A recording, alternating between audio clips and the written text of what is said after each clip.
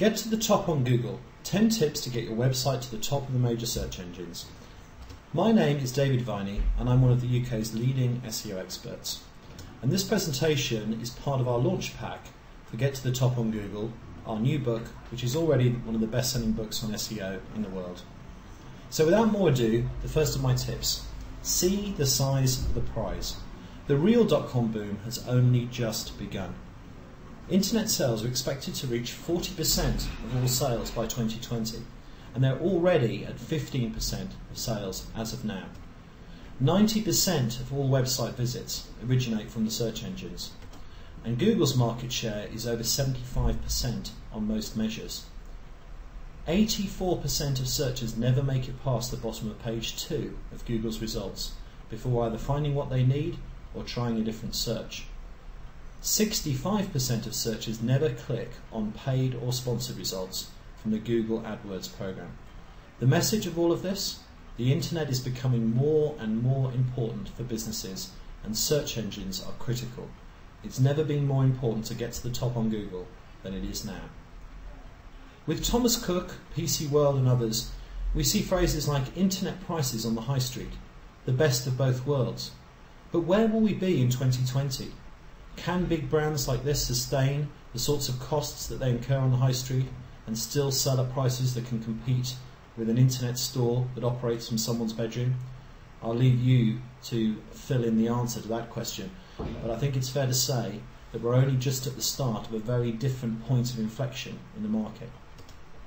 The second point, caught the crawl, how to get listed by Google. The first thing to realise is that search engine submission services are now more or less obsolete. So any website charging you more than £300 to submit your site to hundreds or thousands of search engines is a total waste of your time and money. 90% of the market is now controlled by the big four, and of these, of course, Google dominates. All you need is at least one link from a listed site to get listed yourself. And ideally, to submit your sitemap to each of the big four search engines. See sitemaps.org for more information. The most important thing, however, is to ensure that Google ascribes the right page rank or weight to each of your pages. The best way to describe this is to think of your site as like a tree, symmetrical and not too many branches before you get to the leaves. Google PageRank is like sap coming up from the roots through the trunk of the tree and spreading out through the tree to the leaves.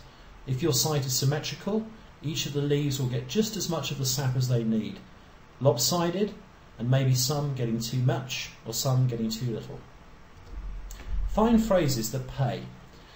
You could think of Google as being the biggest marketing database in the history of mankind, just waiting to be mined for all of the best and latest information on trends and what people are actually looking for. First of all, what do you want to be top for?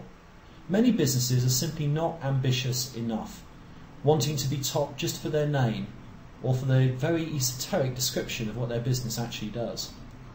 Instead, thoroughly research keyword popularity and competition.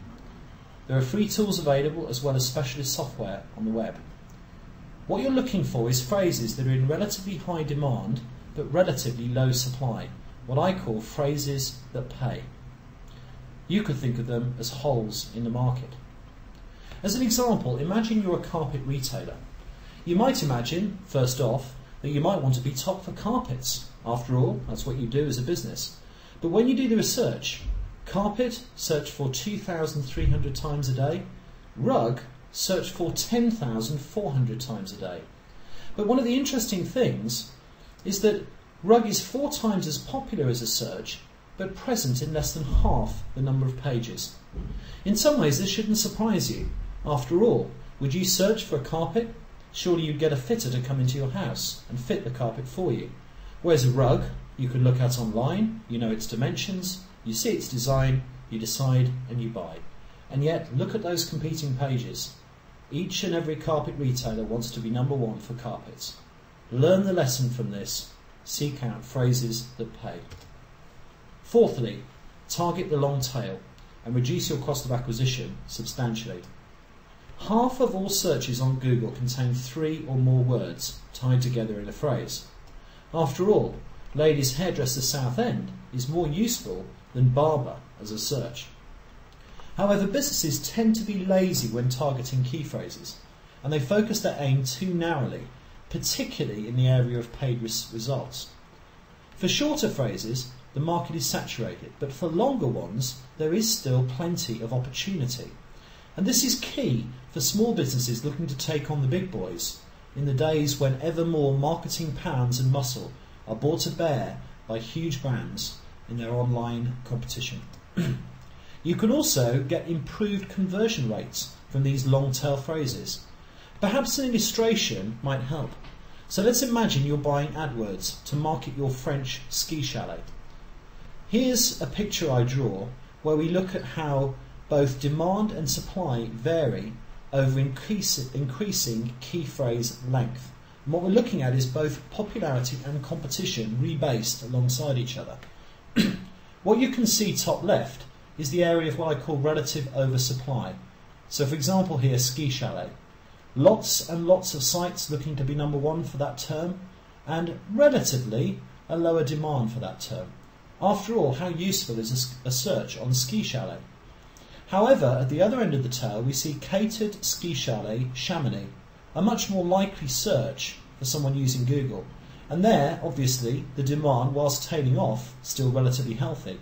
Whereas the competition from those lazy competitors of yours, falling off much more quickly. So your phrases that pay really sit, increasingly in this competitive market, in that area of relative undersupply. Another way really of putting phrases that pay. So target the long tail and find your niche to take on the big boys and get to the top on Google. Number 5, priming your pages. This is the art of SEO copywriting, and what I'm going to discuss here is 3 simple rules. This is the part of SEO that everyone knows about, but it's actually much less important than you might think. Just because it's less important doesn't mean, though, that you shouldn't get a good job of doing it. Firstly, realise that every part of your page is a text block that is consumed by Google. The title of the page, the full URL that appears in your browser search bar, and page headings. These are the most important areas. But meta tags at the other end, least important, but everything counts. The 3 principles are prominence, proximity and density, in that order. What do I mean by this? Well, again, perhaps some examples might help. Firstly, keyword prominence. Text nearer to the front carries more weight. So, as a good example, business printing from Chambers will tend to rank better on a search for business printing than Chambers, we offer business printing. Why? Well, because business printing, the key phrase, is loaded nearer the front. Secondly, keyword proximity. Text closer to each other carries more weight. So, imagine we're searching for either business card printing or leaflet printing. Business card printing and leaflet printing as a title will be better than business card and leaflet printing. Whilst the former may be less good English, it will read and scan much better for the search engines. Finally, keyword proximity. Keyword density rather. The key here is to reduce the incidence of irrelevant and filler words. So, for example, business printing is far better from a density point of view than business printing and more. Take out these redundant phrases and improve your search engine position. Landing the links. I deliberately called priming your pages for a reason. It borrows from an analogy of decoration, where a decorator, if they're any good, will spend perhaps 4 days out of the 5 at your house preparing your wall, endlessly and carefully removing the previous paint or wallpaper, carefully filling in each crack and smoothing over each part of the wall. If you come in on day 4, you might say, what have you done? You haven't even started to put up any wallpaper yet. But on day 5, lo and behold, up goes all the wallpaper and the job is perfectly finished. And so it is with SEO. Priming your pages really only gets you to the starting line in the race, but it's crucially important. Having said this, you're only at the start of the race. The way to win in SEO is to land links. At its heart, the Google algorithm is really very simple. It started life as backrub, a PhD thesis at Stanford of 2 university students. Their idea, their big idea, was that you could rank websites in the same way that you rank academics.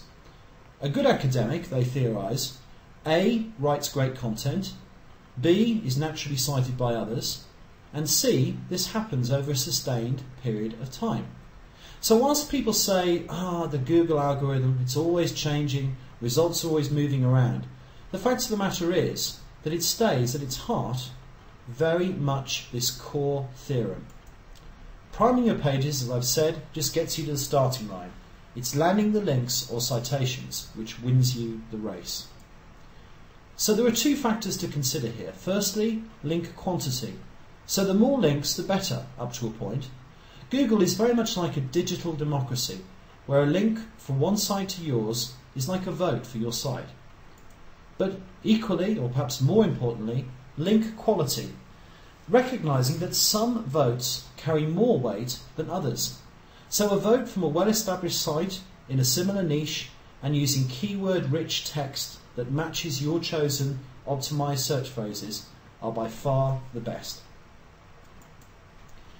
Number 7, pay only for campaigns, or you'll be dependent on AdWords for the rest of your life. I can't tell you how many small and medium-sized businesses or entrepreneurs I've come across spending $2,000 or $3,000 or £4,000 or £5,000 a month on Google AdWords and never ever having a decent organic position to rely upon. Recognise that buying links from Google is like renting a car, whilst a good organic rank is like buying one. What I mean by this is that the minute you stop paying your rental charge, you lose the use of the car. Whereas if you've bought a car, a simple amount of annual maintenance or a small service will perfectly suffice to keep you going on into the future. To put it another way, paid results are like advertising, whilst organic rank is like a brand, built through good marketing and PR over a sustained period of time. Just like the offline world, ads work best for short-term campaigns and offers, such as 20% off a plasma screen TV. Realise that Google gives your ads a quality score based on the ad itself and the landing page that the ad takes you to. The higher that score, the more often your ads will be served and the lower your cost per click. Google do a good job in the AdWords interface of hiding away this quality score, but you can find it, there's information on the web, and if you can drive your quality scores up, so your costs will come down. My final thought, are you going broke on Google AdWords?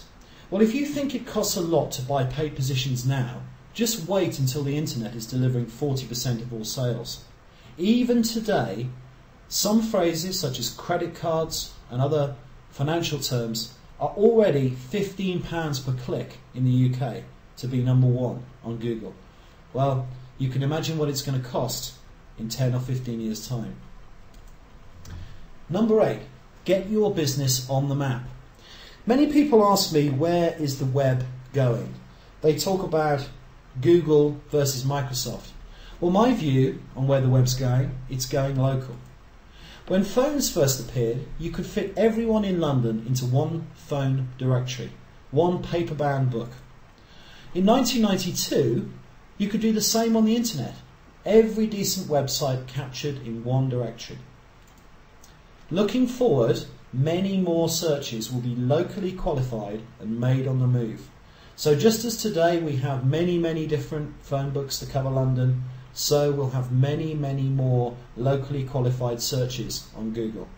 And more of those will be made through mobile devices and made during a journey. So forget Google versus Microsoft and watch Google versus Apple and O2 and others. Have you considered the local angle to your business? Have you even looked at Google Maps? I would suggest spending some time in this space now, whilst we're at the early end of this localization of the internet, will pay great dividends in the future.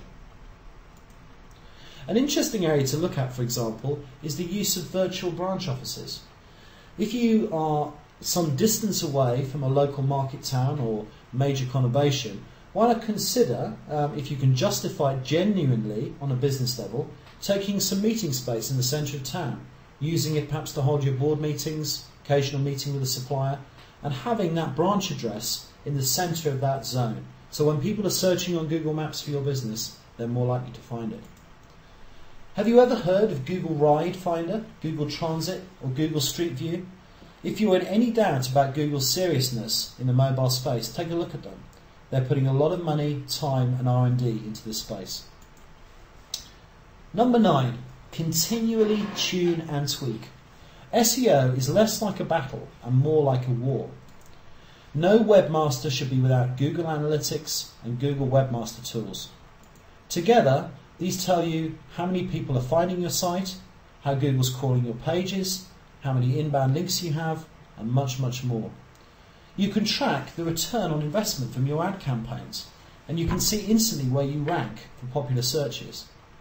With these tools, you can, over time, continually do more of what is working well and address poor performance in other areas. You'll need to sign up for a Google account to get started and add some code to your pages, but after that, as you can see from this picture, it's really pretty plain sailing, and you can get some great analysis to support your further SEO efforts. So finally, number 10, play the long game. Remember, it's not the hare that wins the race, but the tortoise. Did you know that Google deliberately deflates the value of links and pages based on how long they've been in place? Since around 2002, they've taken this step to try and stamp out some of the Viagra sites and other online gambling sites that used to set up huge quantities of sites all linked to each other or to a single payload site as a way of getting themselves to the top. By putting in this age deflation factor, as I tend to call it, it ensures that these fly-by-night operators can't scam the search engines. So in a sense, it protects all of us. But it does mean that you have to have patience, particularly when you have a new business or you've just started a campaign. It can, and often does, take over a year for a new site to rank well, or the full benefits of an SEO campaign to kick in. As Churchill once said, never, never, never give in. SEO is not for the faint-hearted, but no effort is ever really wasted in the long run. Even those links you build in the first year will eventually come to have the appropriate value in the algorithm. Above all, as a leaving thought, remember that SEO is just one aspect of good marketing, which is in itself just one aspect of running a successful business. So don't get obsessed. After all, that's what people like me are for. And I invite you to read Get to the Top on Google and find out more. You can find a copy of the book on our website, www.gettothetopongoogle.com, all hyphenated. From there you can get 20% off the recommended retail price on this SEO book, and you can find out more about our training courses for business startups. I'd like to thank you for listening.